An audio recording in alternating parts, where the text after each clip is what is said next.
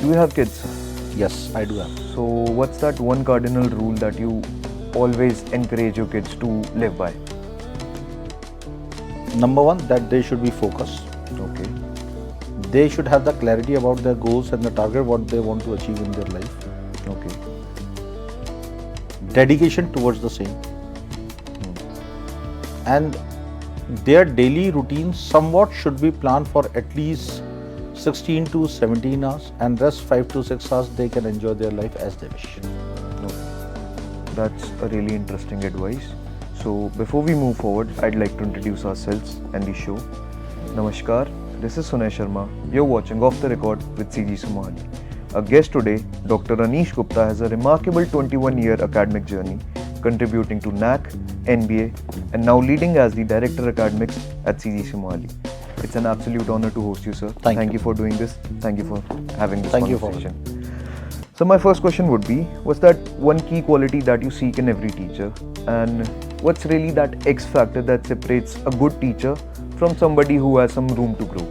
The first thing what I feel that teacher should be passionate about the profession. Okay. Number two, that your academic delivery within the classroom, it should be somewhat which touches the heart of the student. How can one do that? And this is once we are well prepared before going to the class. Okay. So everything is written in the book. Now the social media, when we talk about whether it is a YouTube or an online platform, they are giving many of the content to the students. Still the online physical classroom is always being preferred in terms of the online classroom. The reason is that being a teacher, we need to give the best to the students.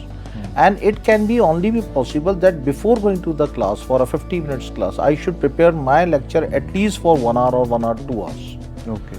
So this will enhance my knowledge.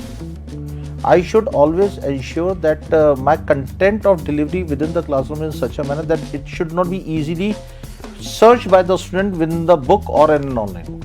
Okay. So then only we will be able to generate the interest of the student within the classroom. So it should add to their knowledge and add to their curiosity. Exactly. That's really interesting. Since we are on the topic of quality of education, what does these NIRF or these NAC rankings mean to a regular students? Also, do they really help in somebody's academic journey? Yes, they do. One of the reasons is that we need to understand one thing. Whether do we accept it or not, our life is a process driven. So someone is only successful if we are following a particular process. So say for an example, if I wake up early in the morning, I have a routine which I need to follow. Thereafter I need to come to the class or come to the office. Then there is again to-do list which is well prepared.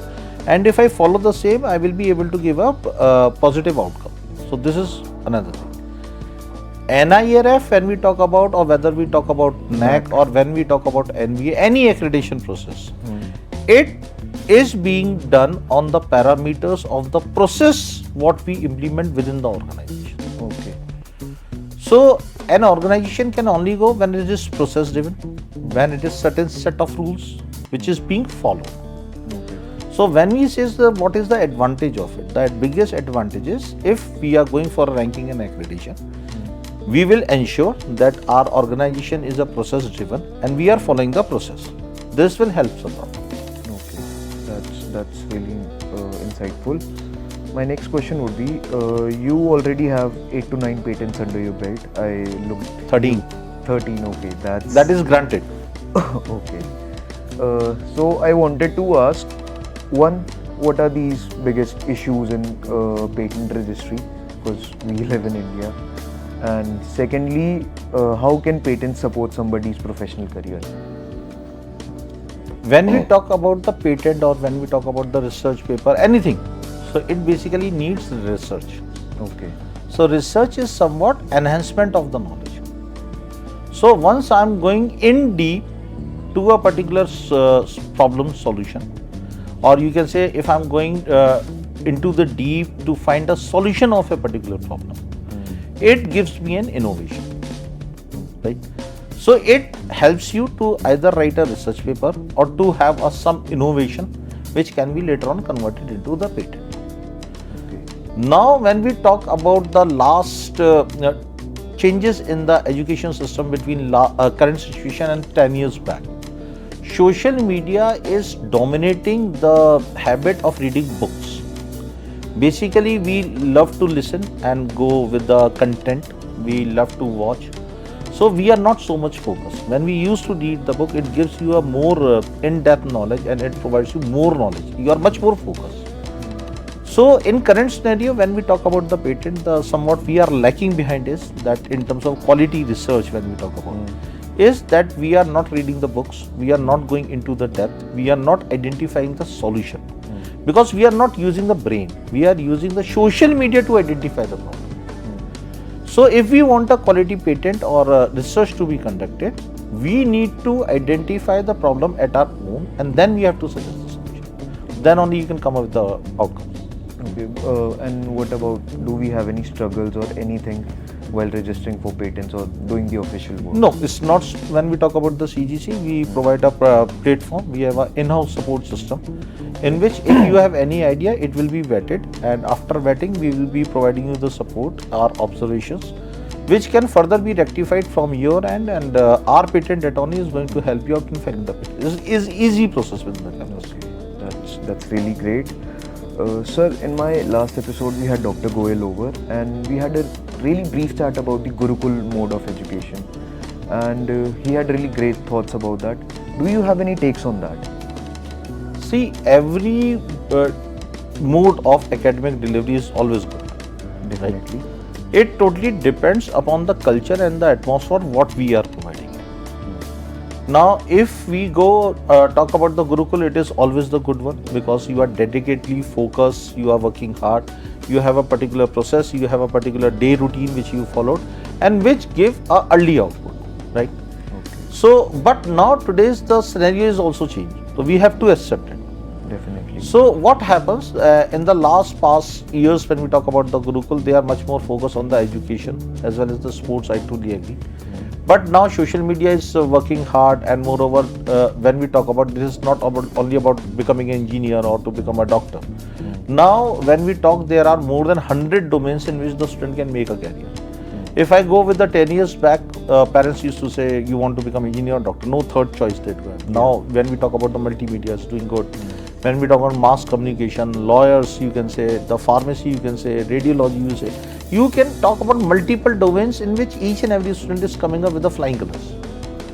So I truly believe that culture was tremendously good.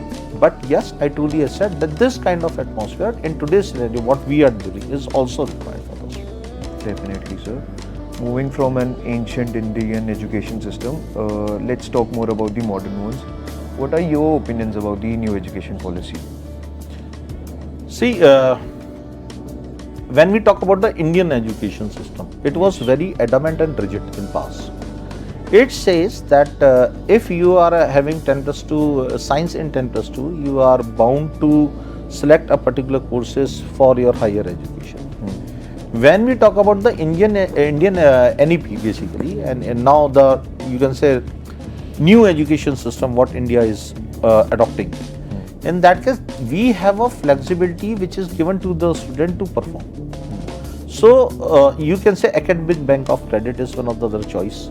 So once in past when you are choosing your career, so you are killing your area of interest. Sorry to cut you off. Yes. For our viewers, can you explain what this academic bank of credit means? Right. I will share with you. Say for an example, you have an interest in music. Okay. Right. So when we talk about the past academic system, in that particular case, you cannot opt for a music. Okay. Or you cannot opt for a subject in which you have an area of interest. Right. So now what we new education policy suggests that we should have a certain subjects in which it is not a compulsion for a student to have a background in that particular subject. Okay. So they can choose their subject on the basis of their area of interest. Now this flexibility will give the student to have to opt for an area of interest or their passion, to continue with their passion, so that education will be much more easy for them. Sending a student within the classroom and teach a subject in which he is bound to make his career is something different.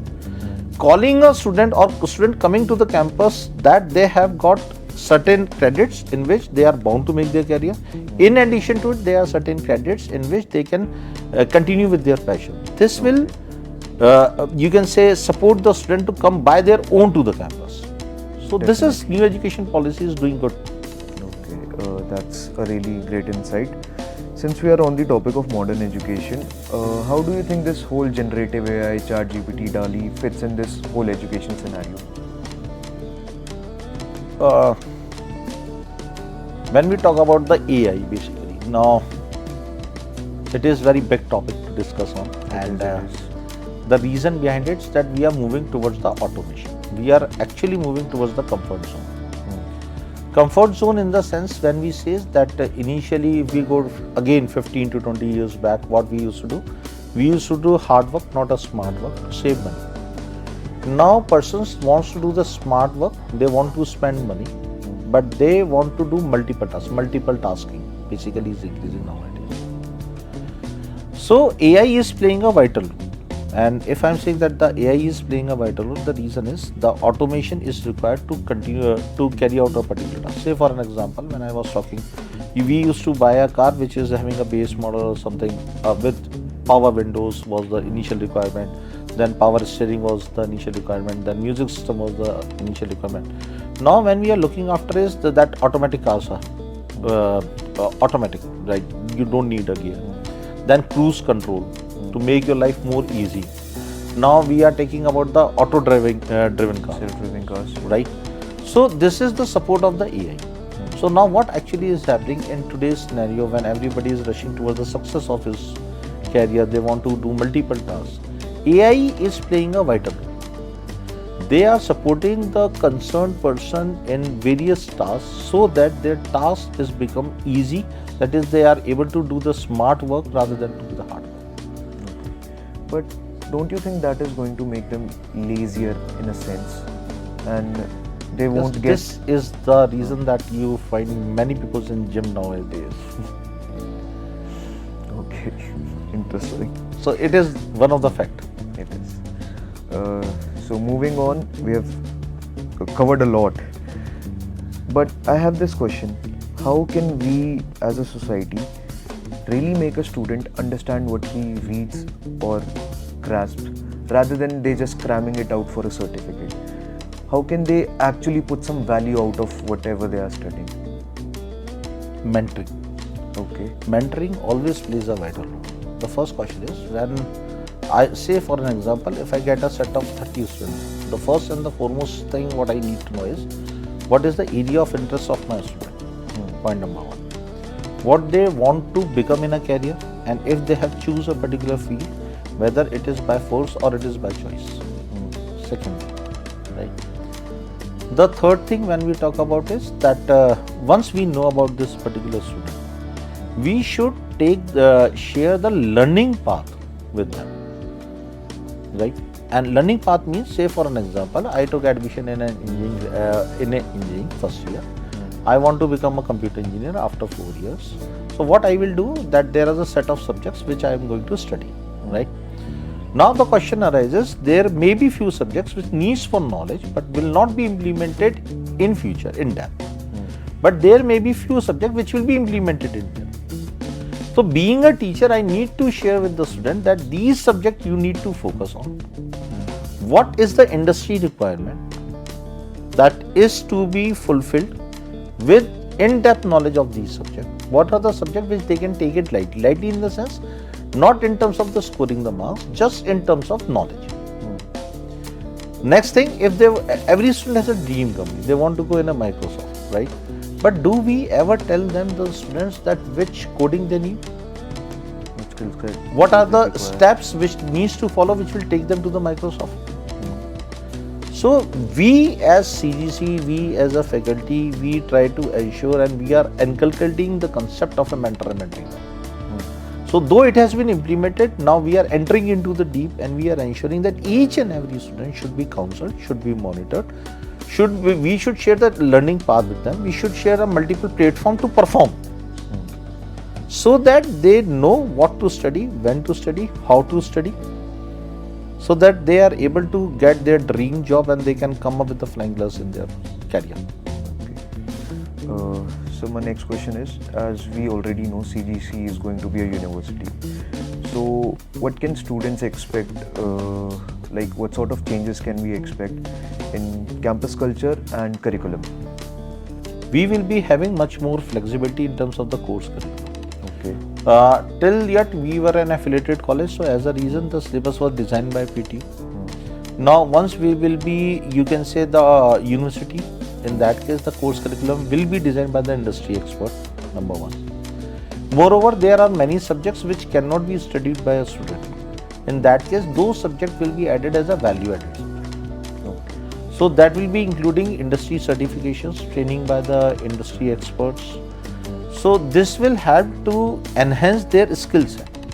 So this is the major advantage they will be found as in terms of the course curriculum. Okay. When we talk about the university, so definitely academic bank of credit, it will be an additional advantage. And this particular subject, this course curriculum is already being added. Moreover, they will have a flexibility to opt for other area of interest, whether if they want to go in a sports, so we can add them, give them a additional certificate to them. Okay. So this will add a value, and it will make a CV more stronger, so that they can get the job easily, or they can become an entrepreneur also. That's really great, sir. So my final question, wrapping things up, as you said, you'll do it in 10 minutes. What's that one thing that makes you wake up and go to your job? Like, what's your driving force? I love my job. Okay. The best thing is, see, the biggest, being a teacher, when we talk about, so the biggest, you can say, the outcome, you can say, and the passion, you say, is driven by the student, not by us. So on a teacher's day, when you got a message from your pass out students, sir, thank you for being my teacher, thank you for making my career, thank you for mentoring me. And if the student is 10 years back, to whom you have taught 10 years back, 15 years back, so this is the biggest earning we do have in our life. That's really heartfelt. So that particular passion, and for one day, for one message, we used to work on. Because we truly believe that the student, and even more the parents, trust on us, and it is their hard-earned money which they are giving to us to ensure the career of their student, the career of their kid, to be in the safe hands. So this is our moral responsibility. This is the force which drives us to work hard. That's really great, sir. Before concluding the episodes, do you have any final words for our viewers or students or anybody? I will say that you should enjoy your life. You should go do all the activities which you want to do, but you should be focused. You should be dedicated towards your passion, towards your career, and 2 to 3 years per day, you need to ensure that you should carry out with your passion. Until and unless your passion, your interest is alive, you are alive. But at the same time, your career, your focus, your dedication is required to make you successful. Thank you, sir, for doing this. Thank you, everyone, for staying with us. This was me, Sunesh Sharma. You were watching Off the Record with CGC Mohali. Thank you.